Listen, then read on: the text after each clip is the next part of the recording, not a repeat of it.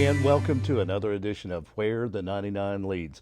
I'm Andrew Joyce, your host, and the program Where the 99 Leads refers to the historic 99 steps that lead to the University of Pikeville campus, but more importantly, lead from campus back into the community and into the world.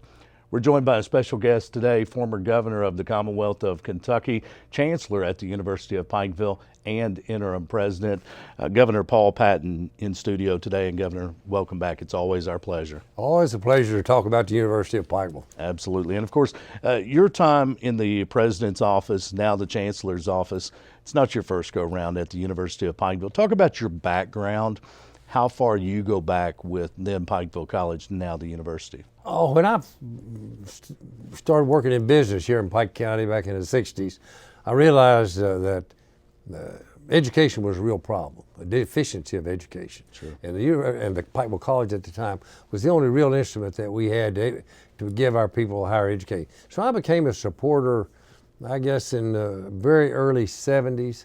I was on the board of trustees for 35 or so years.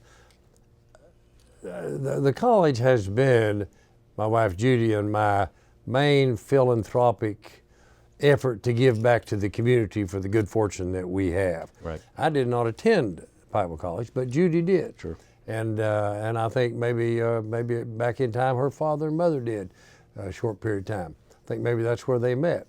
So it means a lot to her personally, and it means a lot to me because I know how badly needed that it is. So I go back with Pikeville College and University of Pikeville a long way. And your educational career, of course, began in Fallsburg in Lawrence County. But at the time when high school education was the standard, you took it a step further and you went on to the university at that time when high school graduation and that diploma was the standard. You saw something then. And you're exactly right. That back then, a high school diploma was good enough for most people to earn a good middle class wage, maybe with only one worker in the household. Sure. And have a good family life. Just doesn't happen today. The world's more complicated. So you need some kind of a post-secondary, after high school education. Now, it might not all be a 4-year degree. It might be a 2-year degree at the community college, right, or something like that.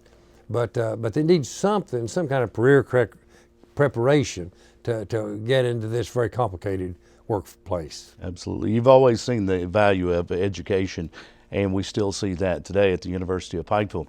We see the value of change and progress at the university as well. A lot has changed since your time on the board of directors in the early 70s, pre-coal boom, pre-Hambly Boulevard, when the rail tracks still ran through. Remember it Pikeville. well. Absolutely. And those 99 steps led to the tracks. There were no elevators. That's right. Now, driving through downtown Pikeville, we can all see it, the progress that's going on with the construction of the Health Professions Education Building. Give us an update on that project. That excavation is scheduled to be finished by July the 4th. Then there will be the process of building a wall, about a 60-foot high wall, concrete wall, and then the real building will start. The building is scheduled to be occupied about the middle of December 2016, just about a year and a half from now. Right. And we expect it to be on schedule. And of course, again, changing the footprint of the university physical plant and changing the look of downtown Pikeville as well. One question that's been asked me, what about parking? We've got all of this growth. Where are they going to park now? Well, we have the parking garage, which maybe it has a lot of cars in it, but I've been checking. I've never found it absolutely full. Right. Now, with the addition of another 240 students and faculty, that might present a problem. But the parking at the University of Pikeville is much more convenient, yes, than it is at the University of Kentucky. Yes, it is. Or at Moorhead, or at Eastern. You're so, right. You know, we're not going to all be able to park at the front door. We're going to, but the walk from the parking garage over to the record building, up the elevators. We have a very compact campus. One way or the other, we'll make sure that we've got enough parking. Housing has changed in downtown Pikeville, not just university housing, but rental housing, student housing in downtown. I've seen a lot more that are walking to school at the University of Pikeville, as much as a half mile to and from the college. So it seems the students are adapting as well. They've come from other places, maybe undergrad, where they realize that you're going to walk to class, and they're okay walking from their housing to the university. You know, in many towns similar to Pikeville, those second and third stores buildings are vacant because so much business has left downtown. Sure. But in Pikeville, most of those second and third floors are apartments for students that are attending the University of Pikeville Medical School. We're seeing that. There's a few more buildings that could be converted. So. Yeah. We're having a vibrant downtown. It's changing, and many people ask, why is Pikeville so different than some other towns around the Commonwealth of Kentucky? You've been governor. You've been county judge executive of Pike County. You've dealt with local and statewide issues and dealt with towns that were in the middle of these type of progressions and towns that were struggling. Pikeville's progressive, and it's a little bit of an oddity to some other towns. But many people say one of the reasons Pikeville is the University of Pikeville. Pikeville's fortunate to have had very progressive leadership for a long period of time, and leadership that's reinvested in the important things, in the infrastructure, and in making the town safe, with the good police and fire departments, with a great little park, with nice, well-kept streets, with flowers. So Pikeville. The Pikeville city leadership especially been very progressive, and it's paying off. Absolutely. And of course the University of Pikeville doing their part to be progressive as well. The Kentucky College of Osteopathic Medicine has graduated nearly 1,000 physicians since 2001. And how progressive was it in the beginning days when the Kentucky School of Osteopathic Medicine was mentioned? Many people said it will never work in Eastern Kentucky. It will never work at Pikeville. There was some foresight on a lot of people's minds at that time, and saw that there was a need for primary care physicians. Nearly 69% of those physicians have remained in primary care in our region in Central Appalachia. Why is it important for the medical school to remain focused on producing those primary care physicians? Well, you know, that's the doorway to the medical profession, and our country is committed to having better health care for all of our citizens, and that's going to be a need for primary care physicians, particularly here in our area. We are no longer a medically underserved area. Right. Because we do have adequate physicians to take care of the population. Directly because the University of Pikeville took a lot of our own people, just like my personal physician, Dr. Jamie Hager from over Phelps, made a doctor out of him, and now I'm getting excellent health care because of that. The University of Pikeville was established, or Pikeville College or Pikeville Institute was established 1889 to supply the needs, educational needs of the mountains that wasn't being supplied by traditional public education systems. Started out as doing high school and grade school, and eventually started into doing some college in the 20s, and so it's grown to meet the need, and that's what we're doing. That's what we're doing. And as we grow to meet the need, we also grow the service area. The medical school is not just for Pike County or for Eastern Kentucky. We have students from maybe 30, 35 different states. Most of them, though, from Central Appalachia. Sure. Most of them from Kentucky. That will be even more true of the College of Optometry. There are only 21 colleges of optometry in the United States, Right. producing all the optometrists that we need. There are none in our part of the nation. There's none in West Virginia, none in Virginia, Kentucky, North Carolina, South Carolina, or Georgia. None of those states have a college of optometry. Right. And so we will be able to supply that need. So it again will be serving the needs of this area, giving our students a better opportunity to get into a very good profession and serve the needs of the country. I think at one time Central Appalachia was looked at as West Virginia, Virginia, Kentucky, maybe East Tennessee. I think Central Appalachia now has expanded. Some of the states you just mentioned that aren't being served with optometry schools is seen now as Central Appalachia as regions continue to grow. Building on a similar model and mission as the osteopathic program, tell us about the Kentucky College of Optometry. What will its mission be? Obviously serving the need for optometrists in the Central Appalachian region. Well, let me back up to another point about the people felt like it would not succeed, because most medical schools utilize large hospitals to do a lot of their teaching. And even though we have a very large hospital here in Pikeville, it's not large enough to handle the teaching needs of all of the students that we're producing.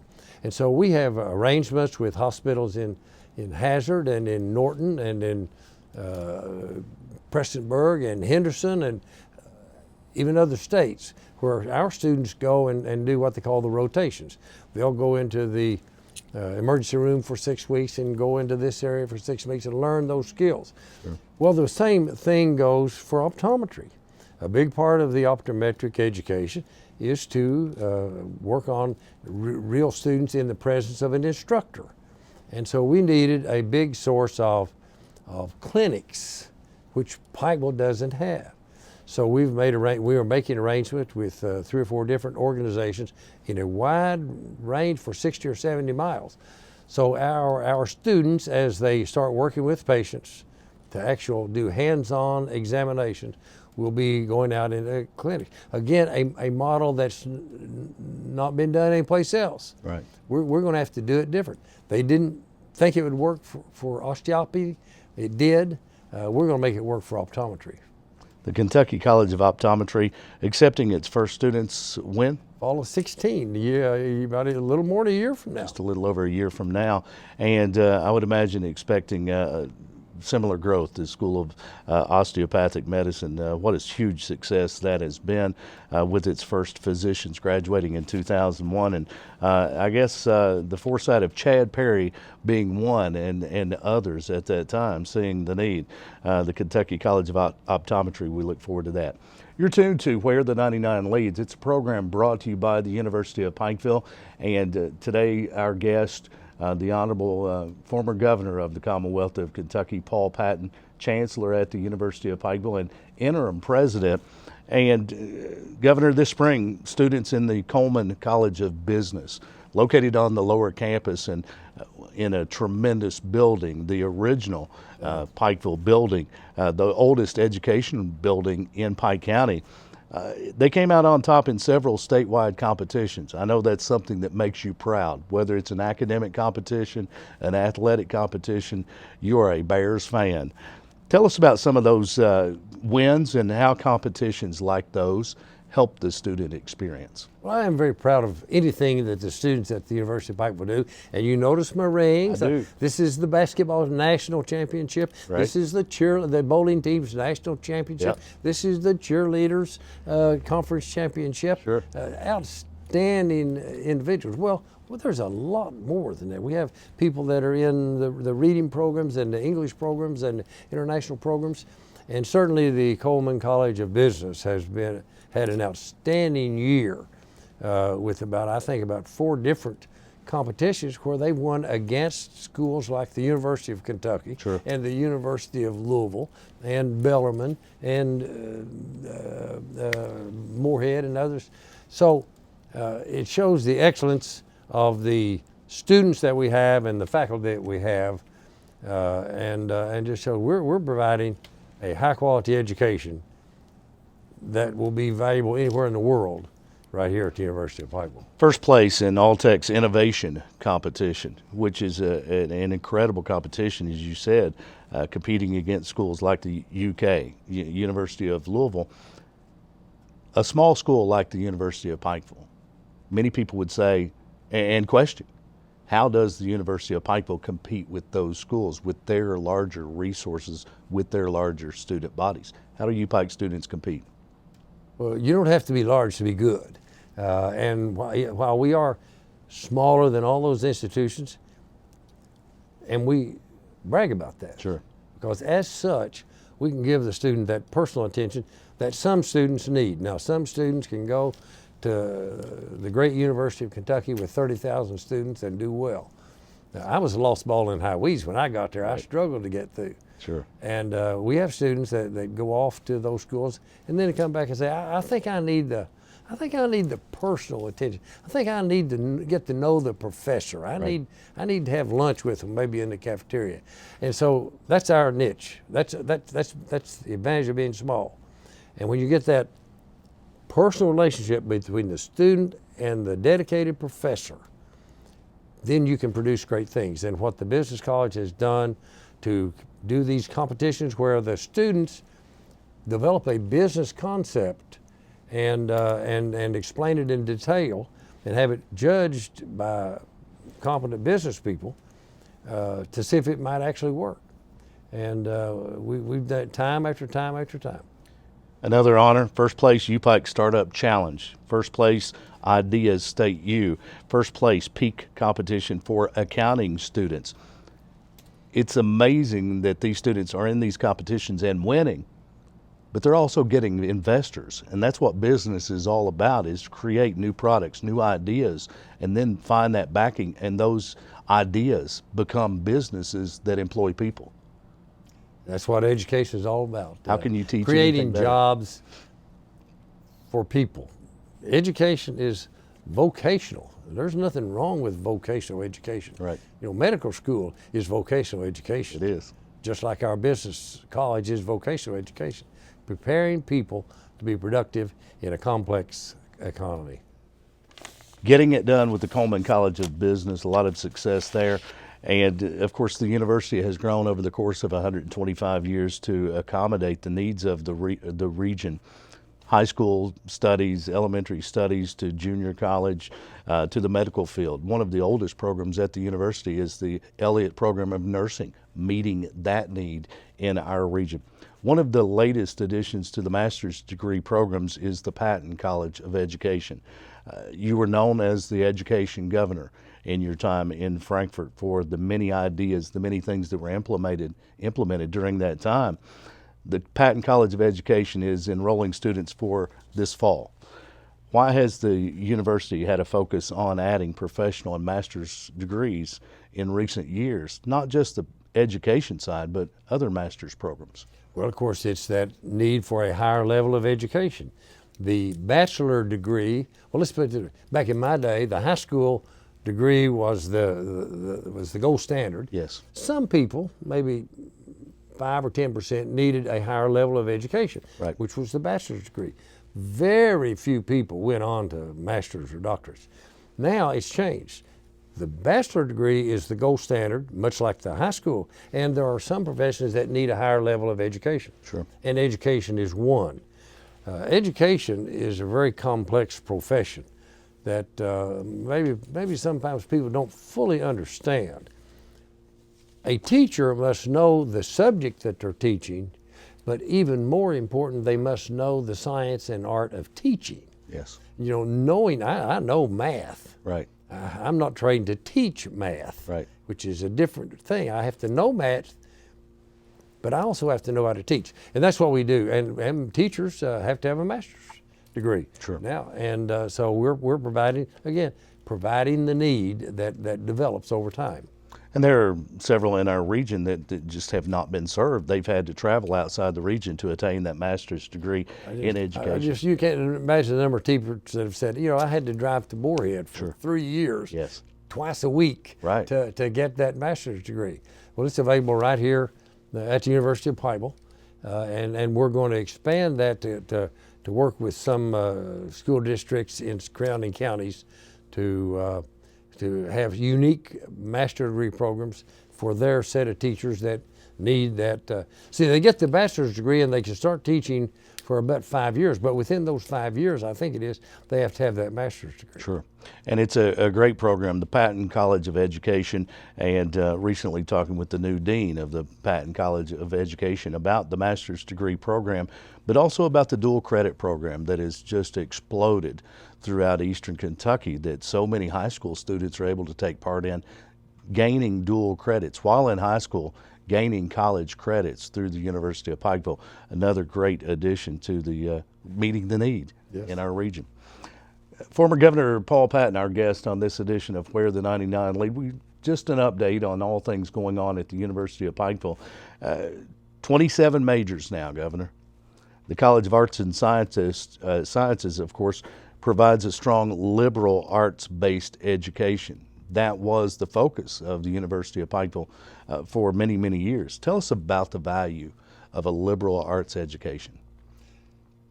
Well, like I said, in its broadest sense, liberal arts means learning those skills that allow a person to learn new knowledge, discover new facts as time changes, rather than just being memorizing a lot of stuff, which is important. A good liberal arts education will teach you problem solving, how to research, how to question, how to innovate, and we do have a strong element of liberal arts in our arts and science curriculum. 27 majors at the University of Pikeville. It's come a long way since the early 70s. It surely has. And continuing to grow. Of course, the Kentucky College of Optometry on its way. The Elliott Nursing Program we mentioned earlier, meeting the need of the region for several years with the RN program. Now the RN to BSN program, a part of that nursing program. Again, changing, evolving to meet the need of healthcare in our region. And let me say that the new medical arts building will have an expanded nursing program that will even better serve the region, and probably will include a direct bachelor degree in nursing, which is a little bit different than the RN2 bachelor degree. Sure. And again, meeting the need.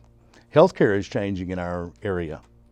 Since the early 70s, of course, Pikeville Medical Center, a regional healthcare center now. It's almost a national. It really is. It's just amazing what that hospital has done, not just for the health of the region, but for the economic health of the region. You know, we all talk about how do we bring jobs in, and that's important. But equally important, how do we keep the jobs that we have? How do we keep our money here? And that's what the Pikeville Medical Center is doing, is keeping the healthcare dollar here and creating jobs for our people here rather than in Lexington or someplace else. Governor, the University of Pikeville has seen record enrollment growth over the last several years. Since your re-arrival to campus, we've seen record enrollment and growth of the University of Pikeville, both its physical plant and enrollment and programs and majors and master's degree programs. Where does UPike go next? Well, I think that particular growth phase is pretty well, we've reached where we need to be. Let's talk about the undergraduate program. We started at about 600 6 years ago, and now we're at 1,200 last year. We'll be at 1,200 this year. That's about, we've used up all of our classrooms. Sure. We've used up all of our dormitory beds. So we don't really have much room to grow and much need to grow. Right. 1,200 is large enough to have those 27 bachelor degree programs. Right. It probably meets the needs of the region. In fact, we have students coming from outside the region here for the university in the undergraduate program. So we've about reached, I think, where we need to be there. The same with the medical school. When we built the new building, we started, that was so we could increase the medical school from about 300 to 500. This fall, for the first time, we'll enroll over 500 students in the medical school. Wow. Again, that's as far as our capacity. We've got the building filled up. So those two programs are about where they're going to be. The optometry school will have about 240 students, 60 a year for 4 years. So we're just going to start that growth in about a year. The master degree programs, the graduate programs, have a pretty good way to grow over time. So the master's in education, the master's in business, and then we'll have some other master's degree in time. So we'll see growth in the master's degree program and in the optometry program in the years ahead. And the University of Pikeville, while maintaining that closeness, that family atmosphere, that smaller student-teacher ratio, and allowing students to get individual attention, still providing a quality education that is unrivaled. Absolutely. Governor, many people that are unfamiliar with the University of Pikeville, they hear private college and it scares them. I can't afford the University of Pikeville. Talk about the affordability of a UPike education. Well, because we don't get state appropriation, we do have to look for more in tuition.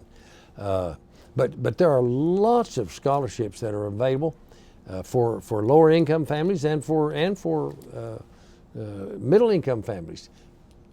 Of course, the National Pell Grant, that can be $5,750. That's a big hunk of money. Yes, it is. But in addition to that, that's a federal program. The state government, there's a college access program that could be $1,900 here at Pikeville. There's a Kentucky tuition grant program that could be $3,000 that you can't get at the state schools.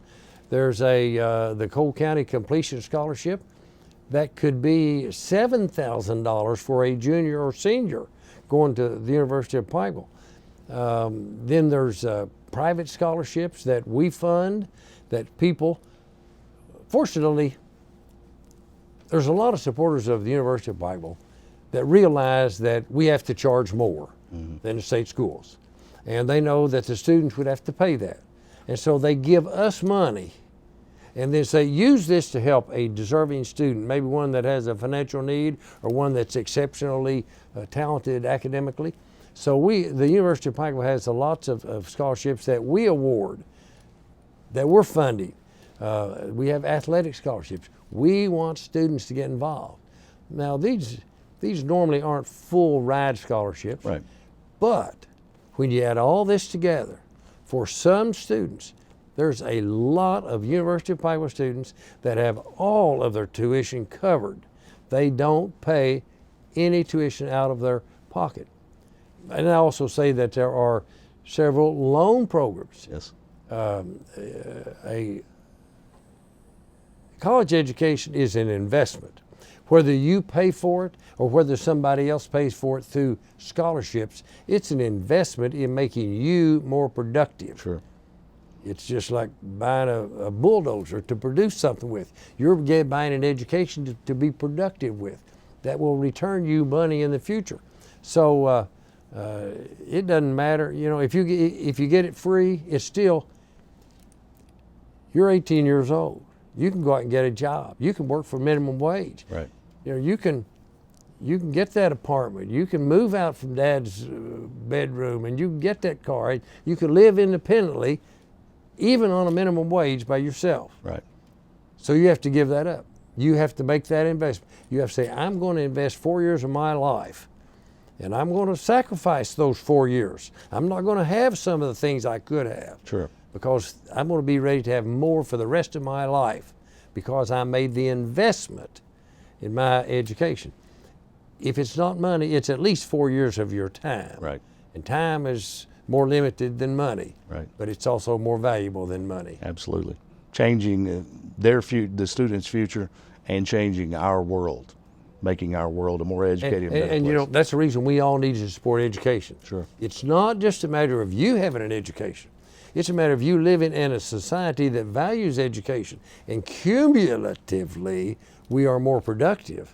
Yes. You know what I always say? If Bill Gates was born on a tropical island in a society of one, he'd be climbing trees to get coconuts just like you or I would. That's right. He made all that money because his productivity was used in this great society. And we can all be Bill Gateses in a different sort of way. Indeed. Governor Paul Patton, Chancellor and the interim president at the University of Pikeville. We're out of time for today, but Governor, always our pleasure. I can talk forever about the University of Pikeville I know. and education. Come back soon, will you? I shall. The Education Governor, Paul Patton, Chancellor and interim president at the University of Pikeville, our guest. You've been tuned to Where the 99 Leads, a program brought to you by the University of Pikeville, the leading university of Central Appalachia.